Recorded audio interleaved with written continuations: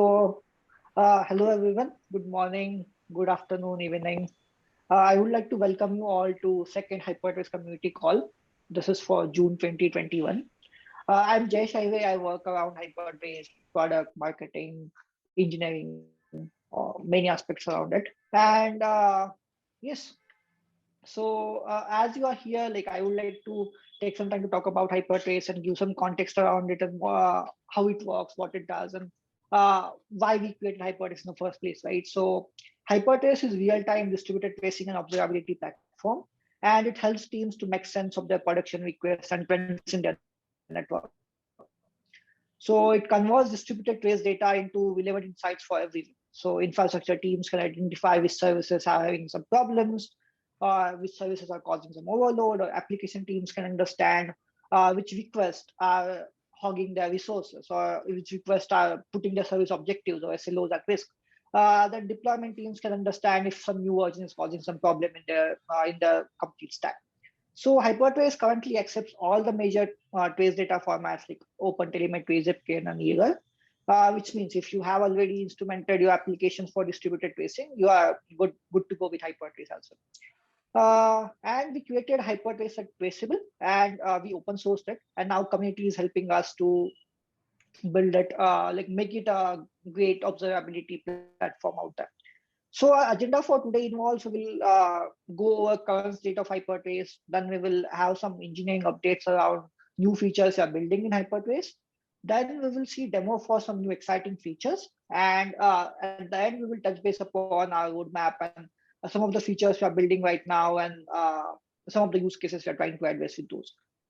Cool. So yep, uh, I will just share the screen. Oh, shit.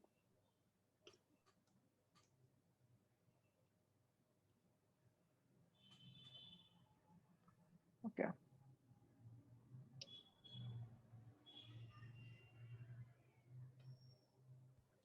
You all can see my screen, right? Yeah. Cool. So yes, the current state of Hypertrace. Currently, Hypertrace has many exciting features. Some of those are like topology, which where you can use topology of all the services and backends in real time, and it's scalable for hundreds of services. Then we also have dashboards. So you get pre-canned dashboards for services, entity, service, differently like services, APIs, backends, and you will get different insights across the services or APIs of that on the dashboard itself. Then it's extensible. So if you have any particular use case where you are using some business, you want to enrich your traces or span data with some business context. So you write a custom enricher which can do that for you, and you can even surface that data in on different screens.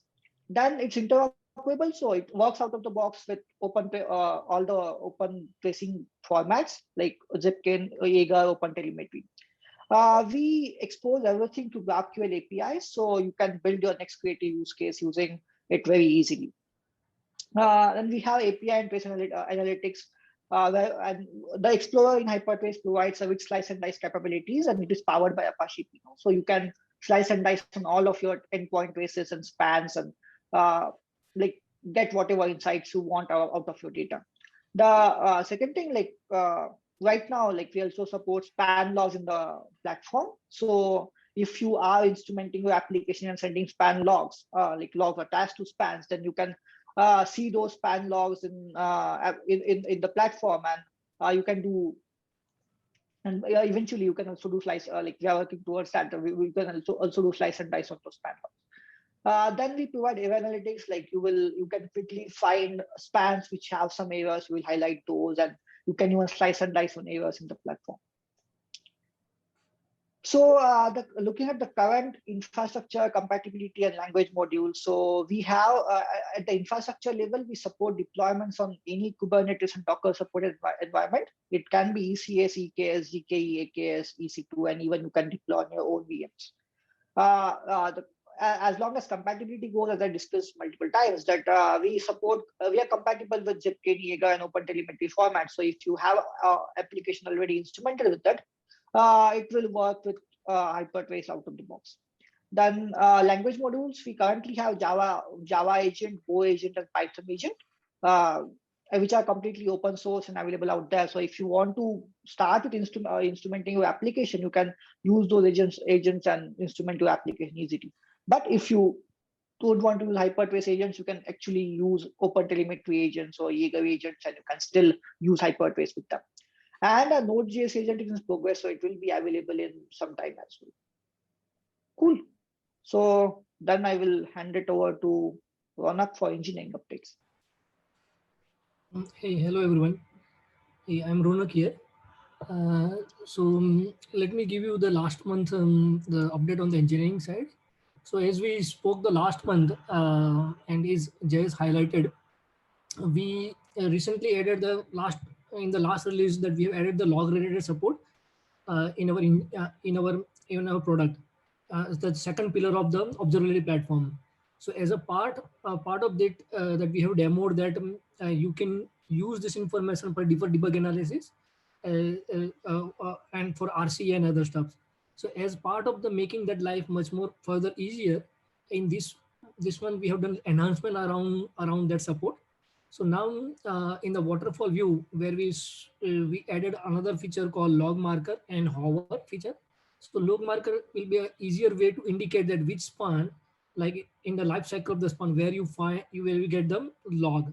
So it can quickly help you understand whether something is fair in the beginning or at the end, and you can using the hover feature, like when easily identify. It helps to see that is this important information or something to you care about. Then we also added another support like a record view. So like you want to see all the logs together along with the trace. So for this trace, what are all the log record? So that is the enhancement that we have done as a part of this release, which will be available at the end of this week. Okay. Apart from that, like the bigger another little refactoring is gone is part of the optimization. So we were working on the enhancing our handling of the larger traces. In the context of that, in our ingestion pipeline, we have taken care of multiple optimization. Uh, uh, uh, s- uh, so with the same sort of resources, you may now be able to handle the larger traces, like example 100 spans per trace or 200 or like that way. So in the context that we have completely changed the state management policy that which we have built initially in the raw span grouper. Uh, then we had to identify the different entities, the service entity, backend entity. We used to build some data structure called trace graph that we have broken into the two things like entity and event graph. Now and this get updated whenever there's a change. So earlier, whenever we are enriching the trace in our enrichment pipeline, we used to do every time. Now it is a smart, it is doing a smarter way. Whenever there is change in entity, then it only builds entity part. Whenever there is a change in event, then it only build the event graph. So that also helps in improve the performance. On the same bucket, there is another work going on, that reducing the size of the trace. So when you stitch the trace together using a multiple span, so that can count as a total number of bytes for the trace. So as a part of that, to make our life easier in a trace enrichment, there were multiple places there. We have similar information, so we are trying to consolidate that and trying to reduce that via some kind of library that we can derive the same information of same set of attribute. So that will also further reduce the total size of the trace. That work is ingoing. That will be available as a part of the next month release. And as a promising thing, like as last month we talked about as a part of the roadmap, um, uh, we and it was like mostly sought after and talked about and these things, that can we define some kind of alert on the available metrics. So we took that use case or feature request as a part of our pipeline, and we came up with the use case and the design, which is available as a part of the ticket. And currently the implementation is going on that part. So in the future, as a part of the next month release, you will be able to define the alert on the available metrics. Currently, we support three kind of metrics. However, it will be generic enough that eventually it supports to support alerting on any kind of the metrics. So that will be available as a part of the next, and that work is going on. So if you are interested, participate in the ticket and the review and or any suggestion around that. Similarly, the last month, as we have said, like we have a trace data support, then we have log. We added MVP for the log support in our Hypertrace tool. As a part of adding the last pillar of the tool, a last pillar of the observability, we are also decided to add the metrics, ingestion of the metrics as a part of our product. And we have outlined the use cases and use cases for that what we are thinking, and that is outlined as a part of the ticket. So that is another area that will be start building in the next month. Next month. So that is another area that if you want to participate or discuss, you can start using the ticket for discussion. So that is the overall high level engineering update. If and I will then we will go to the basically the two demo that we have achieved in the last month. Thanks, Onak. So we have two exciting demos. First one of them is a log marker and log records, and Sandeep will be presenting that. So Sandeep, over to you. Yeah, thanks, Jayesh and Ronak. So, hey guys, Sandeep this side. I'm currently working on Hypertrace. I'm a UI engineer here. So I'm here to present the log mark and log records feature. It is a feature come enhancement. So we already know we have a feature for logs in a span sheet. And this is a kind of enhancement to that where we can now see the log indicator markers in the span view. And similar to that, we can have a log records at the trace level. So let me show you this by with an example, then you can understand it better. Jayesh, can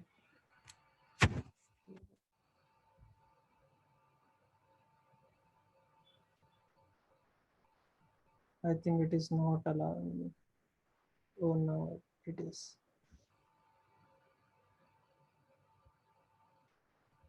So yep. So suppose we have this trace. Let me refresh it. For this trace, now you can see we have two new tabs here. One is called sequence and another one is called log. So if you go to log, so it will give you all the log records on this trace level. So this is one thing. Now you don't need to go for, if you want to see how many logs are there in this trace, you don't need to go and count for every span that we used to do. Like suppose this is a marker for logs where we can see like for this span it contains logs. So we already had this feature. Now we have trace level logs. One more thing we have added, which is called log marker indicator. So if you see there are white indicator lines over here, so if you hover over it, it will open a screen where you can see how many logs at which timestamp is there and what is the summary of those logs. So if you want to see all the logs, then you click on view all button and it will open the sheet with logs tab for that particular span. If you want to select, if you want to hover over to different one, then you can do that. And if you want to hover up for the different one after this, then click anywhere on the screen and then go to a different marker. So here you can see all the log records at the time level and at the trace level. So this is the feature come enhancement for this release. Any questions, feedback? Thanks, Sandeep. And I'm pretty sure like this will be very helpful in general. And yep. So for sure, like if you have any questions, ask afterwards to Sandeep, and we will be happy to address those. Next is Vishab. Vishab will be talking about optimizations we have done in platform over last month. So Vishab. Hey everyone, this is Rishabh. I contribute in building the Hypertrace platform. I hope you guys can see my screen.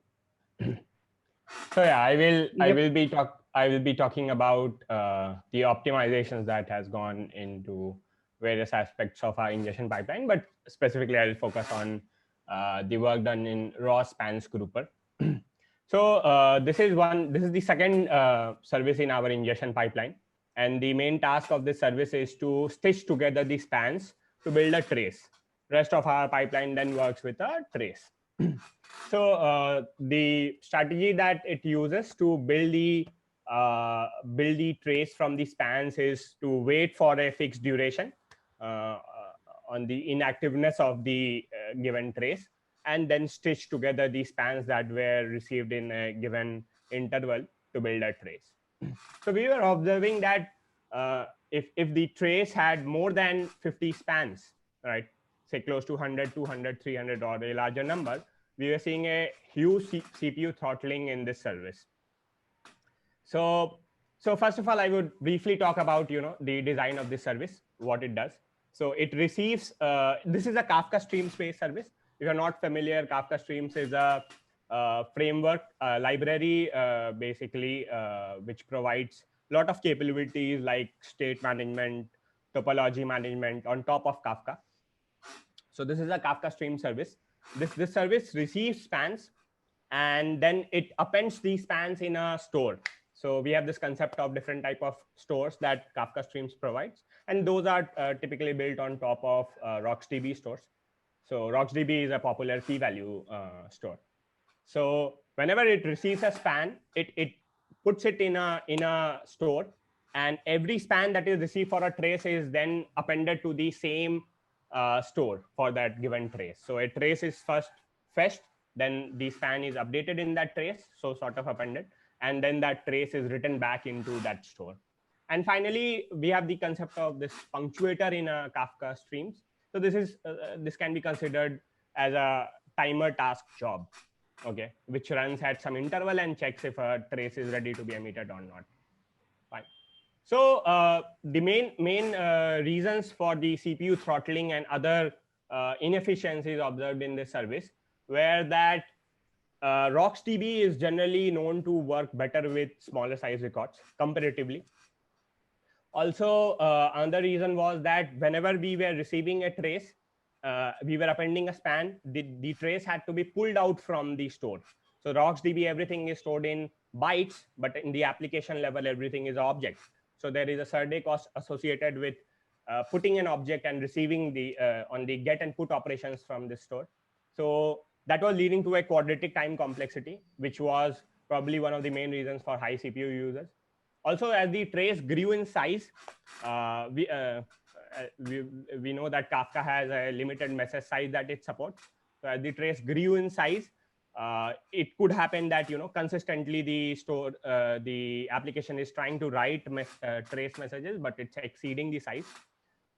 So you could see for a trace with say 200 messages, a lot of continuous exceptions happening, and that would just sort of choke the service. So as an optimization, what we try to do is design a store where the span is written individually, right? It's not written at trace level. It's written individually, but the stitching is done and the punctuate time. So that was our first approach. So basically, it's not much change, but the performance difference is somewhat like very close to what we were expecting. So to start with, we started storing spans in a window store. So window store is basically a time-based store. So you can specify a retention of say 1 hour, 2 hour, or 3 hour, and then the data is stored for that amount of time. So the biggest problem we saw with this approach is that a large amount of state had to be maintained for the application, which was proving to be a big overhead, and so managing this extra state was difficult for us. So we moved on to another optimization on top of this. So by the way, we did some performance testing and realized that on our internal and SaaS environments, and we saw that to clear a lag of 20 million spans, this approach took like roughly 5 hours. The original approach took the original, which was there already, took like more than 7 hours. The approach that we finally went ahead with was basically to put the store, was to replace the store. Instead of using a window store, use a key value store. and you still store spans individually in the key value store, but the onus of deleting the span from the store lies on the application itself. There it was being, in the previous approach, it was being managed by Kafka Streams. Now the onus is on the application itself. And this seems to be working very fine. We observed a large reduction in the CPU users. The amount of spans that we were now able to store for a trace was in the range of 200 compared to 50 earlier. So yeah, so this is the approach we finally released our platform with. So yeah, I think that's all on my side. We could obviously get into more details of this, and the details are there captured in the ticket and the PRs. So feel free to reach out for any discussions, and yeah. Cool. Thanks, Rishabh, and for sure, like this is pretty good and very important part of work we did last month, right? So optimizations matter a lot. Cool. So thank you. And then we come to a last part of the section. It's roadmaps. So what we are building, how we are moving ahead, and what different features you can see in Hypertrace in coming months. So as Ronak touched on briefly, that we are working on alerting, and you will see it coming up in next month, and you will be able to use it. Other than alerting, like log search is one part we want to tackle, but again, that will be after this thing. Then there's application metric support we are bringing in, and there's already a ticket for that. I will talk briefly about that. Then we're also working around SaaS offering and sampling, which will be part of the metric support itself. So those are the few of the stories we are trying to work around. In particular, like I will just touch base briefly upon metrics. So we are trying to build, as Ronak said, so there are 3 pillars of observability, like metrics, logs, and traces. Right now we support logs and traces on our platform. We also want to support metric as a metric data type. So as a part of this, the first thing we want to do is support ingestion of metrics in platform. So we are working, we will be working towards that soon. And that will also help us solve some of the use cases like sampling. So in general, like metric support will help us solving this high level use cases like early problem detection. It will help us to correlate data between metrics, logs, and traces, and maintain that context around the platform. Then it will eventually, with as we bring in support for ingestion for metric, then we can also build like add custom metrics eventually, or add infrastructure metrics eventually, and that will enhance the alerting part of it as well. Then it will help us to tackle availability issues or detect and resolve some performance issues, as well as the second part, decision making. Eventually, we also want to work towards SLA and SLO support or change detection, and this will help a lot in that part as well. Then the predictions or forecasting based on time series data is one of the use case we want to target with metrics data support in the future. So all of those details, user stories are available in the ticket here. So if you have any thoughts on it, if you have any questions around it, feel free to add to that issue, and we will for sure we'll like to discuss, like to know your user metric support in Hypertrace as well. So yep, that's kind of it from our side. If you have any questions, feel free to ask them.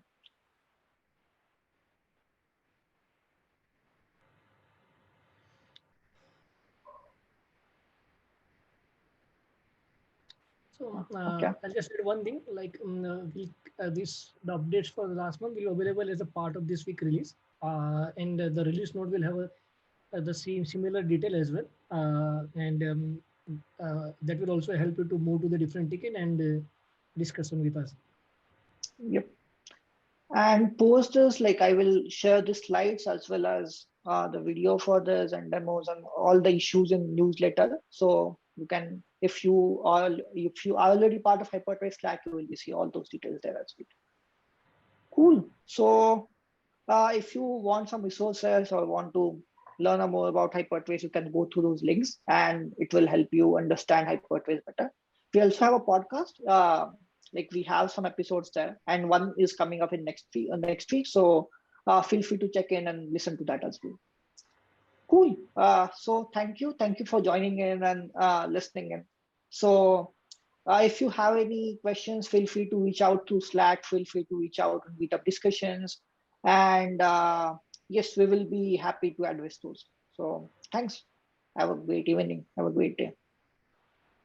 Bye bye.